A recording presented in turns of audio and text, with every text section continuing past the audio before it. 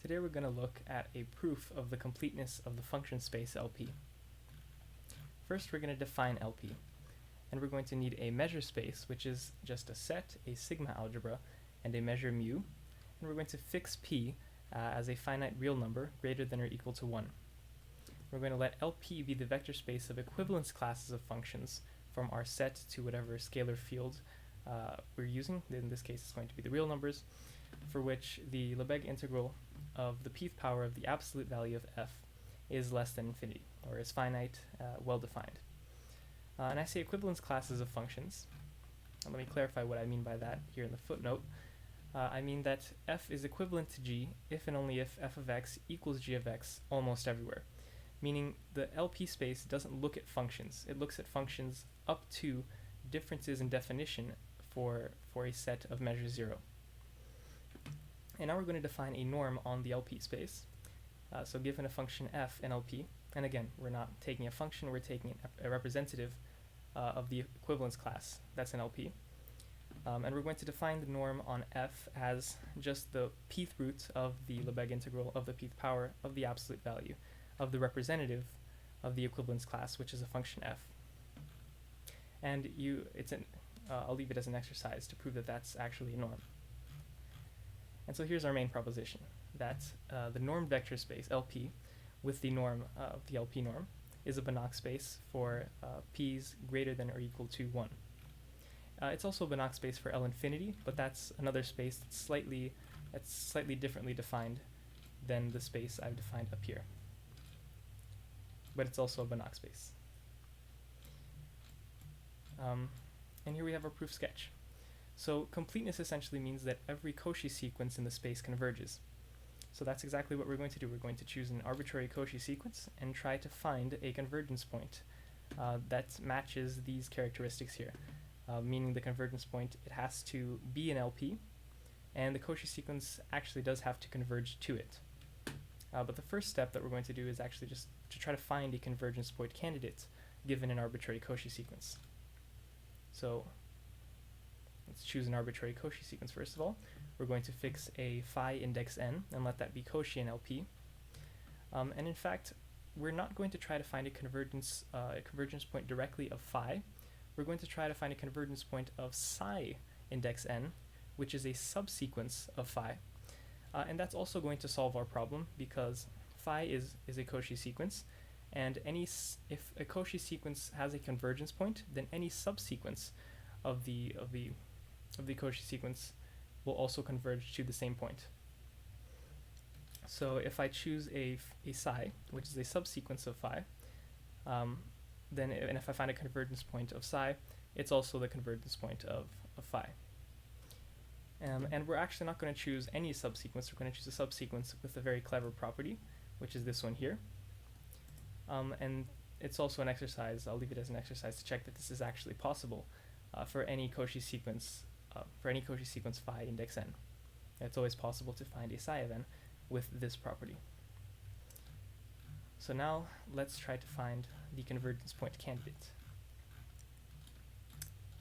So usually for proofs like this, we would like to find a candidate for the convergence of a sequence of functions, and it usually turns out that the candidate for convergence is defined on every point as the limit of the sequence of functions that should converge to it at that point.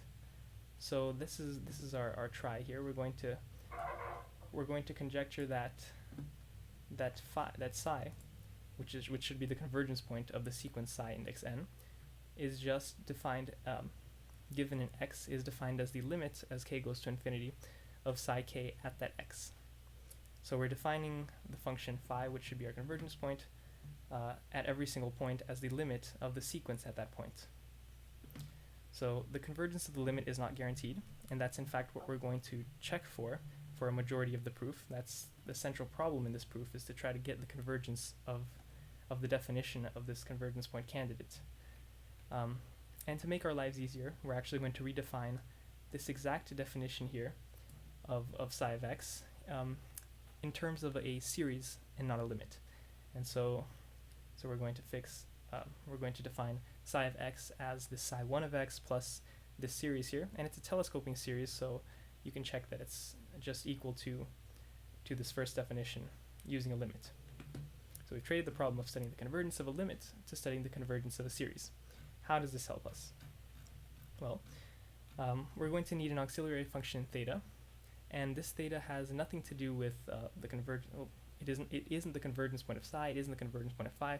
We're just going to use it as a tool to try to get the convergence of this series here that defines psi at every point x.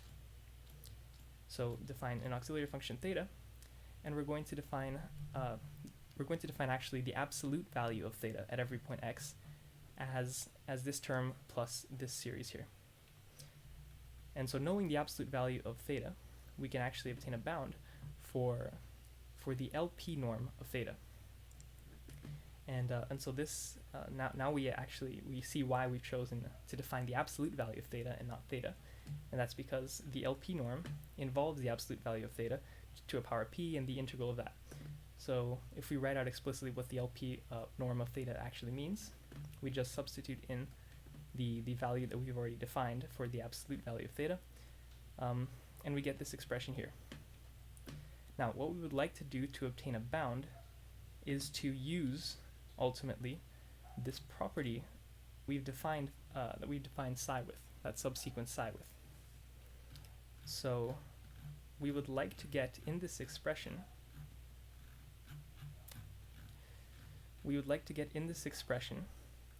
a bound that involves the LP norm of the difference of psi k plus 1 minus psi k.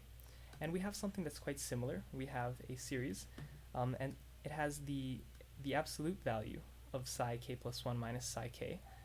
We would like, instead of the absolute value, the LP norm of that. And so the natural way to make that appear would be to use some form of the Minkowski inequality. But we cannot use the Minkowski inequality up here because we have a limit in the integrand. We would like to use the Minkowski inequality in this integrand and get the LP norm appearing somewhere in here. But we can't do that because we have a limit. And so we would like to commute the limit with the integral.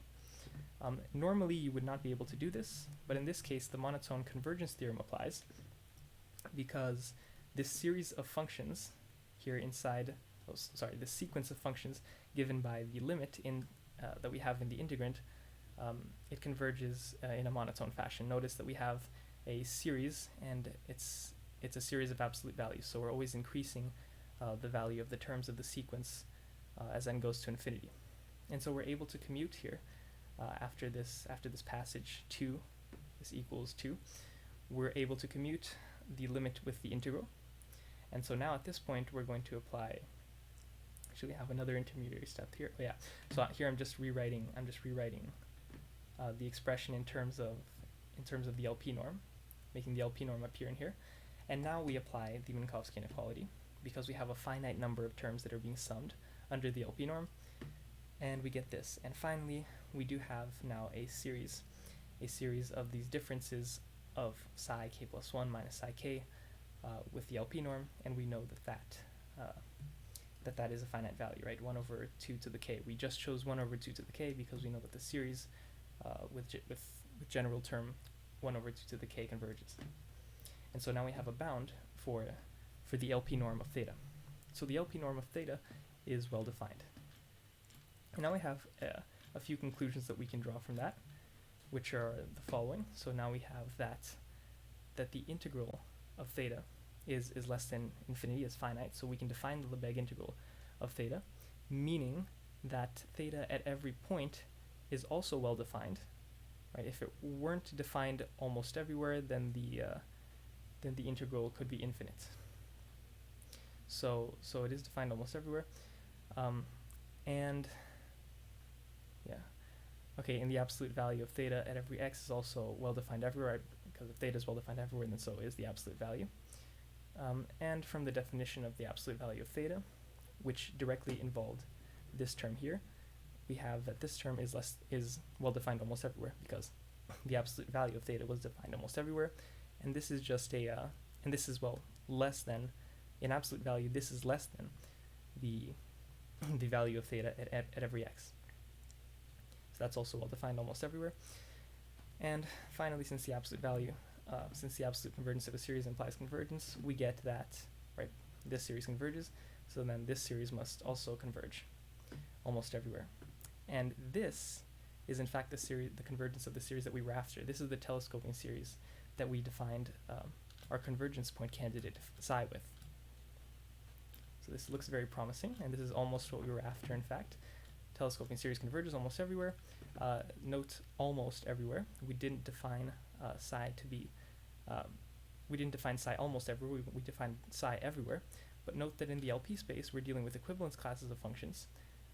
And so we can actually, without loss of any meaning whatsoever, we can just rewrite psi like this, right? So define it almost everywhere in the way that we just did before, and just define it as an arbitrary value otherwise. And so now we do have convergence whenever theta of x is less than infinity, which happens almost everywhere. We do have convergence of our previous definition of psi. So yes, again, here's a note that from the perspective of LP, our redefinition has not changed the function. Yeah, so now we have almost everywhere pointwise convergence of not only psi, but phi of n, which is the original problem we were trying to solve, try to get a convergence point candidate for our function phi, which is the arbitrary Cauchy sequence. So now all that's left to do is these two final, just check for, we have the convergence point candidate, and we would now just check for convergence, actual convergence, right? We have a candidate, we just need to find if it actually converges, because pointwise convergence doesn't mean convergence to the LP norm. And then finally we're going to check if the convergence point candidate is in fact in LP. So here, to check convergence in the LP norm of psi of n to psi, we simply take the difference under the LP norm and hope that goes to 0 as n goes to infinity. And here we're just explicitly writing out the difference of between these two functions, right, by their definition. Here we simplify a little bit. And here we're using the same technique that we've used before. We would like to bound everything using the Minkowski inequality. But we can't do that because, see, we have the LP norm out here, and that represents an integral. And here we have a series that goes to infinity, which represents a limit. And we usually can't commute limits with integral signs. And here we're not going to be able to do that for the same reason as above. The reason above was the monotone convergence theorem. Here we don't have exactly, so this is the integrand. This entire series over here is the integrand. And note that it is not a series of absolute values like we had before, meaning there's no reason for it to be monotone, right, for this sequence to be monotone. But we can use the dominated convergence theorem using the absolute value of theta to the pth power. Every term in the sequence is bounded by a single function, which is the absolute value of theta to the pth power. And what is the absolute value of theta to the pth power? Well, we already know what the absolute value of theta is because we defined it. Where are we? Here. Absolute value of theta is just this. And we raise all of that to the pth power, and that should be larger than any term of this sequence in our integrand here. And we know that it, in fact, is integrable, right? The absolute value of theta to the p, because, well, we know that that the LP norm of theta is well defined. So we know that this is integrable, and it is an upper bound for every term in the sequence of functions here. So we can apply the dominated convergence theorem, and we can commute the limit with the integral, apply the Minkowski inequality just as we did before, and we get this bound here. This bound isn't enough. Again, we wanted that the difference goes to 0 as n goes to infinity. We didn't introduce an n here yet. We have this n here. We would like for it to go to infinity. And again, so this is pretty simple. This last passage here, we have that we have a series that converges. And for any series that converges, if you start raising this first bound here, so as n goes to infinity, we're essentially getting a series from infinity to infinity, or from a very large value to infinity. And since the series actually converges, the value of the series, as we restrict the tail end of the series, should go to 0, meaning for every epsilon greater than 0, there should exist a large n such that the series from that large n to infinity is always sums to less than our epsilon. So we've proven that now, that the Cauchy sequence does in fact converge to our convergence point candidate. And to check if the candidate is in LP, that's the final step, and it's just the same exact technique that we've used before. We just explicitly write out what we want, right? The LP norm of psi, we would like that to be finite. We would like to bound it using the Minkowski inequality, but we can't. For that, we would have to commute the integral and the limit. We commute the integral and the limit using the dominated convergence theorem, using the same function as last time to dominate the sequence of functions given in this integral here by this series of differences of psi k plus 1 minus psi k. And then we apply the Minkowski inequality, and we get this bound here. And so, yes, we do have that the LP norm of psi is well defined. And with that, we are done.